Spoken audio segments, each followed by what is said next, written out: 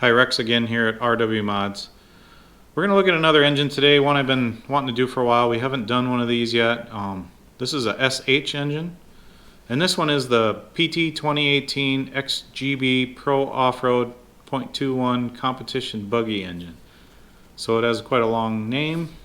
Comes in a nice little case though. This is a nice, says 3-needle carb on the box. I think these the 2018 was new in 2018. I did see on the website they have a 2021 model. Looks very similar to this. I don't know if there's a whole lot of changes.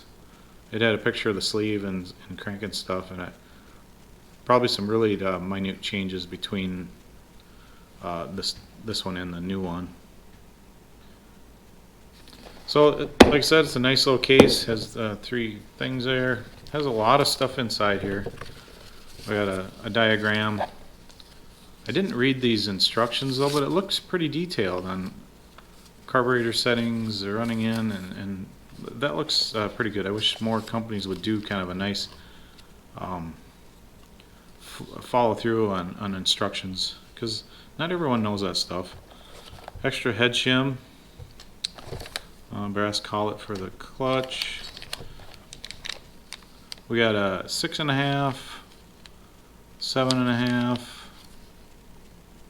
6mm restrictor, glow plug, T3 SH glow plug, and here's the engine.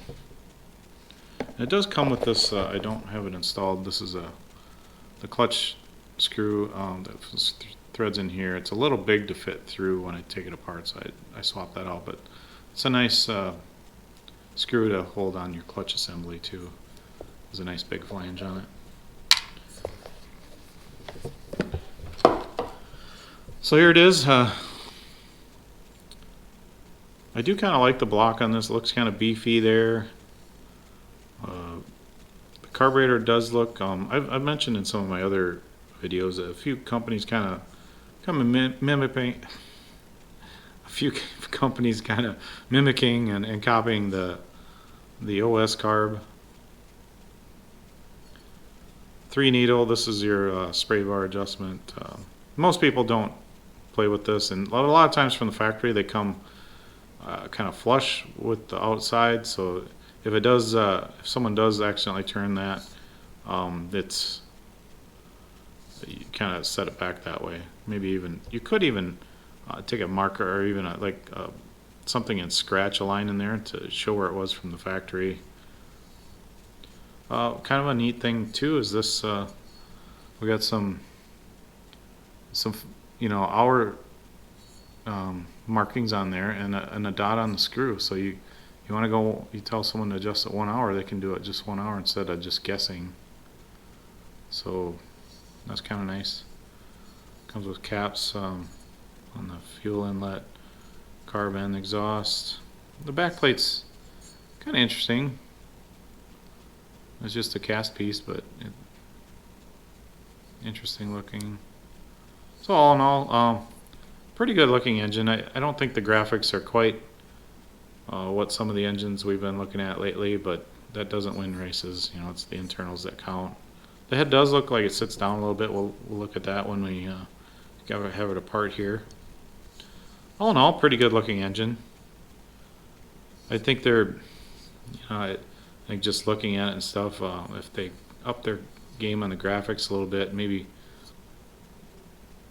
the PT 2018 kind of sounds a little, I don't know. If you don't get the new one each year, then people don't like old stuff. I'm just fine. Like if this is from 3 years ago, no big deal. And another thing too, this is a P8. It's has an 8-port +2.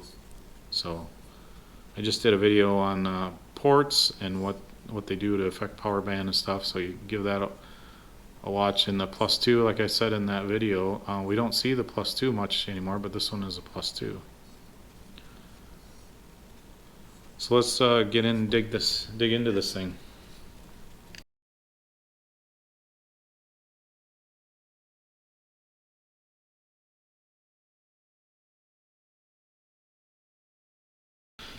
Okay, we have everything apart here.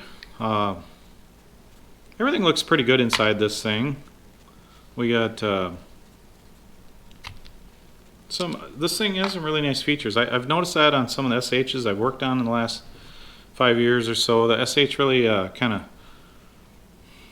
they have a lot of features on these. So looking at the block, we got some, the block is kind of machined on the top here for the head to sit down a little bit. Steel rear bearing, steel rear bearing. That's just a one sealed outer front bearing. Doesn't look like it has a seal on the inside. I do like a double sealed front bearing. It kind of traps the dirt in the bearing, but not a big deal. When you do a first rebuild, you can swap that out. All in all, pretty basic looking block. Not bad though. Nothing, I don't see any problems with it. The crank, it looks pretty good. Now we've seen some with the chrome plating and some with the black DLC coated cranks. This one looks to be just raw steel. Pretty nice grind finish on it though. That does make a difference. I did notice this is cut at a pretty aggressive angle here. That does save a little weight. Some of them have a lot of meat here, and any weight that you have here is kind of taking away from the counterbalance. So if you can lighten this side, it does have a slug in there. I thought it looks like carbide, or that the OS has, and that tungsten, that seems to be like the best. It's like one of the heaviest metals, so that would be a good thing if it was. But I was able to scratch it with my driver, so I don't know. I shouldn't be able to scratch tungsten with something softer than tungsten, so I don't know what that is. But all in all, this crank is silicone filled.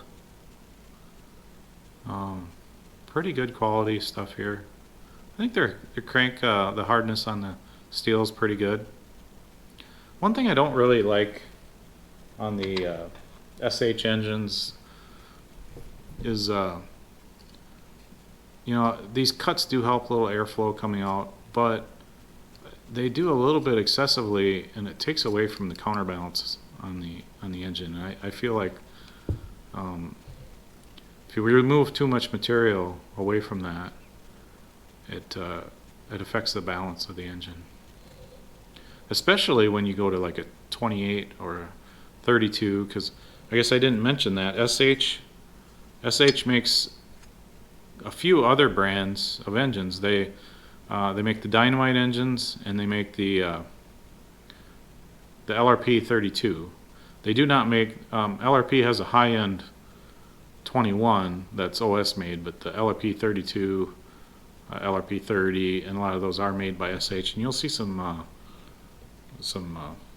similarities between this and those. But this is more of their high-end race 21, so there are only just a few things might look, and this being one of them, these cuts here.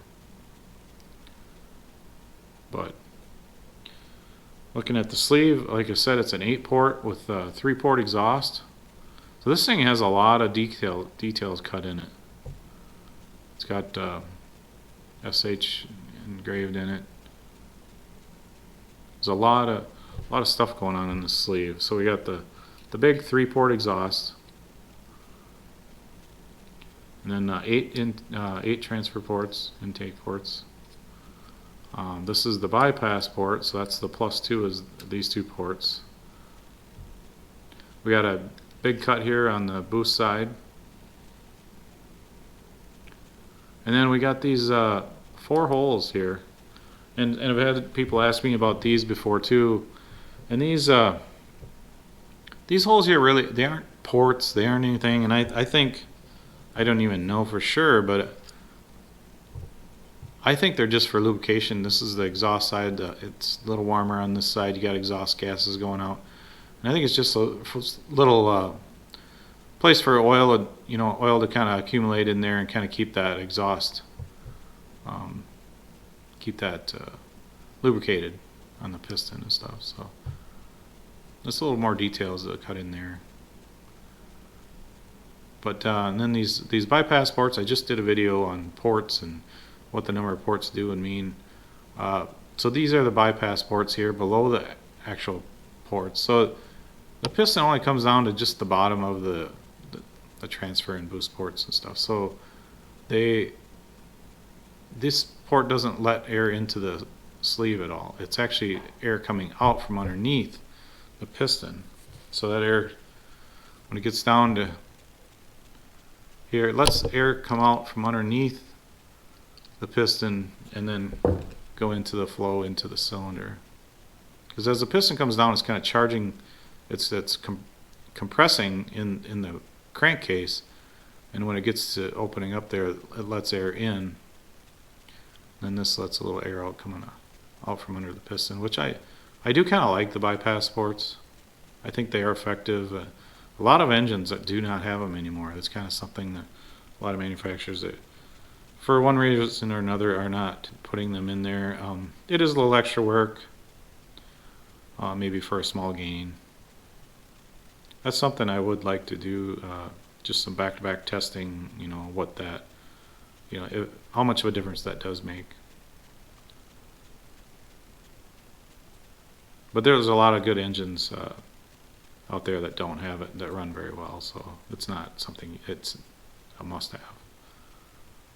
And this cut on the back side here, on the boost side, does kind of shields, you know, that unshields and lets a little air flow. They could have put a little angle to it to kind of help even more, but it's decent. The big 3-port exhausts tend to hurt mileage a little bit in some instances, but they do increase the top end power some. So, okay, going to the piston. I did notice there's some lines in here. I think it's just in the manufacturing process. I can't feel them with my finger. I think it's just in. And I know sometimes on the LRP 32, I've noticed some different shine in the pistons and stuff. But so this engine, I guess I didn't say, this is a 15.9 bore with a 17.6 stroke. So this is like a super long stroke engine. Same bore and stroke as the Bonito and some of the Mito. Some of the Novarossis use this super long stroke. And I don't have a lot of time running this stroke either on the Nova, or obviously I haven't ran this one either. But it's an interesting bore and stroke, and I think looking at the numbers, we'll go through those in a little bit, but they tend to be close to what the Bonito, some of the super long stroke Novarossis have. It's a pretty aggressive. If you look at the cut on this side, it's pretty aggressive. This engine has some pretty advanced stuff, that modifiers might do, or and that does shave a little weight off the piston, unshields as the piston's at the bottom of the stroke. It does add a little bit of clearance there for air to go to the backside boost port and stuff. So. Plus, I guess for the longer stroke, it needs more clearance anyways, but a lot of times they're pretty close at the bottom dead center. This rod's really interesting. It's got a lot of machining to it. It's not, it's a little rough, but not bad looking. But the bottom side, if you look at that, that's really lightened up quite a bit. It should still be strong with that big ridge there. It should still be strong, and that's the end that moves the most. You're going up and down, and it's moving the most. Where in the up, and this is just going up and down here. But I hope that it's strong enough. It looks kind of a little bit, it's pretty thin on the sides here, but they've had this this model out for a while. It's it's probably tested and proven thing. So I did notice like a little bit of some roughness there, like a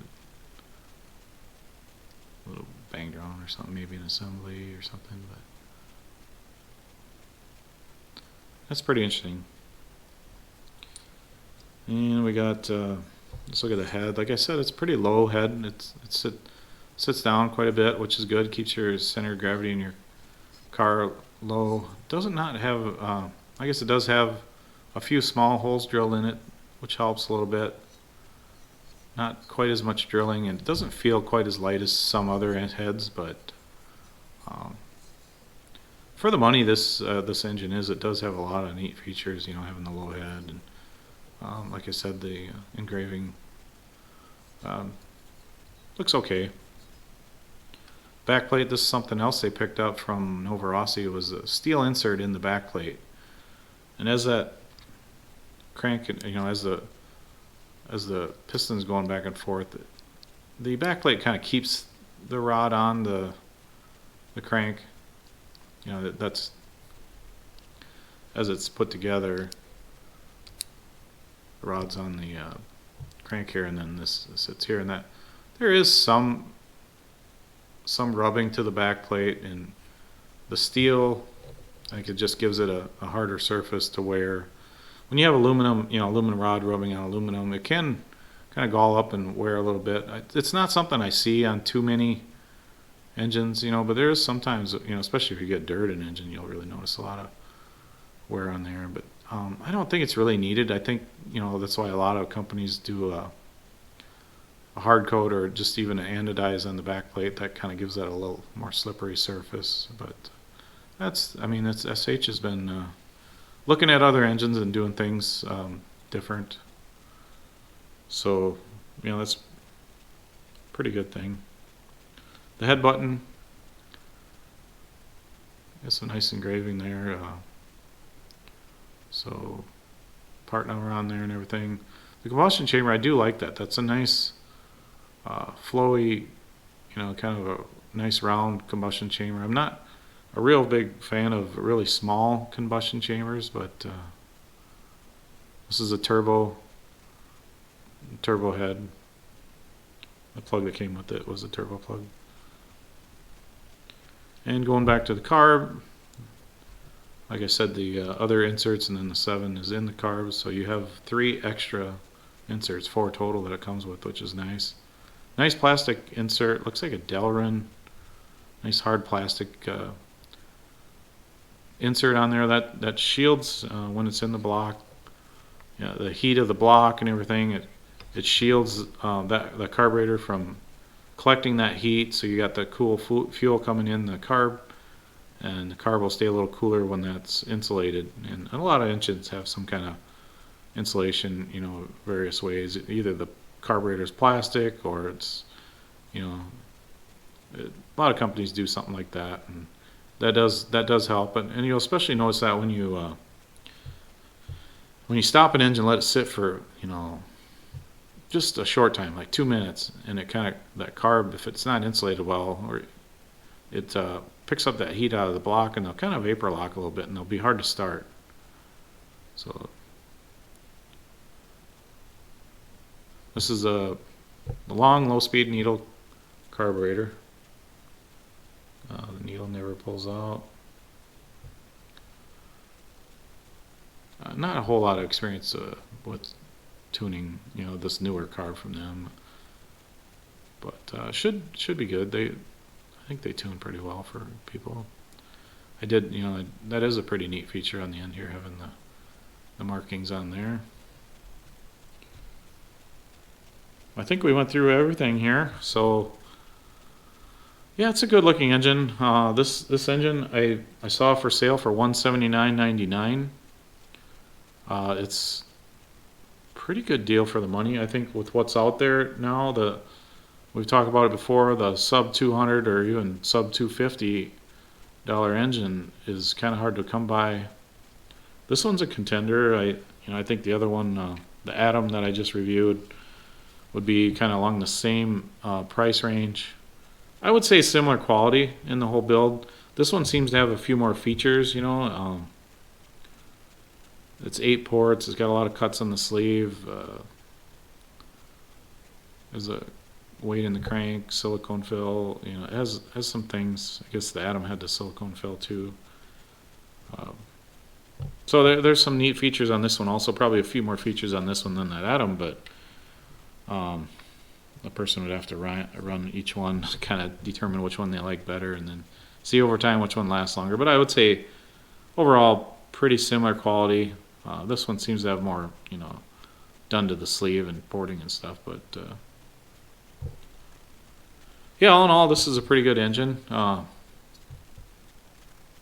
And even I've ran Dynamite engines before in the past, and they seem the cranks are pretty hard. They last pretty good.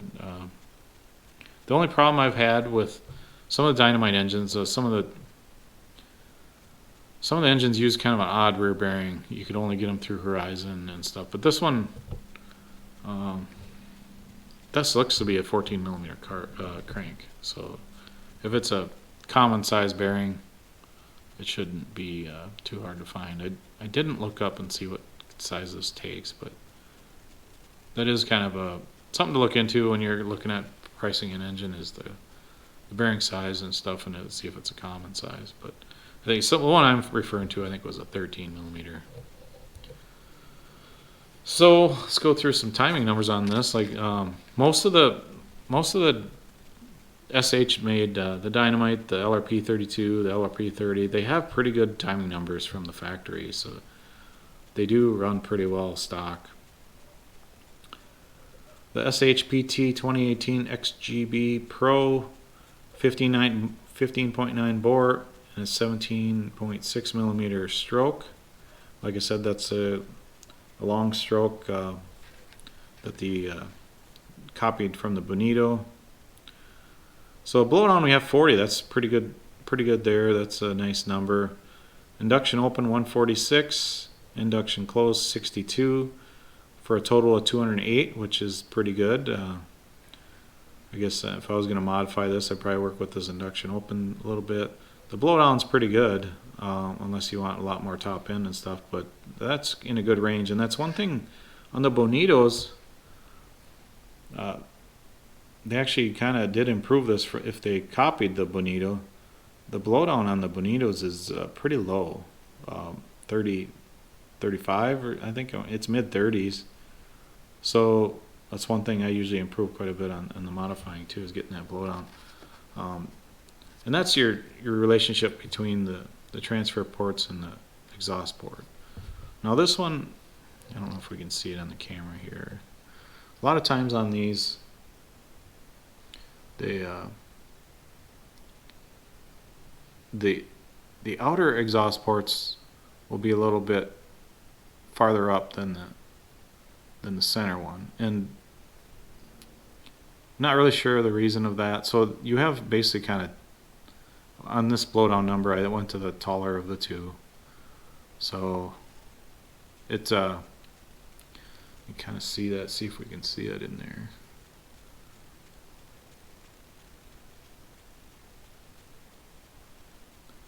So the outer two kind of open before that one. And that's the case with the Novorossi one too. So they actually, I think improved the timing numbers on the Novorossi with the blowdown, because the Bonito kind of has a pretty low exhaust port. So this thing, even stock, should run. Should pull a car or truggy pretty good. I don't really know the power band. It should be good for a truggy. Looking at these numbers, it should pull a truggy really good. But good in a buggy and stuff too. So all in all, I really like the engine. I think it's it's in a tight, it's in a budget engine category under 200. So yeah, you aren't probably going to see the life you are out of a high-end engine with the DLC coated crank and stuff, but it should run good for a season and get you through power wise. So that's it on this SH, so thanks for watching.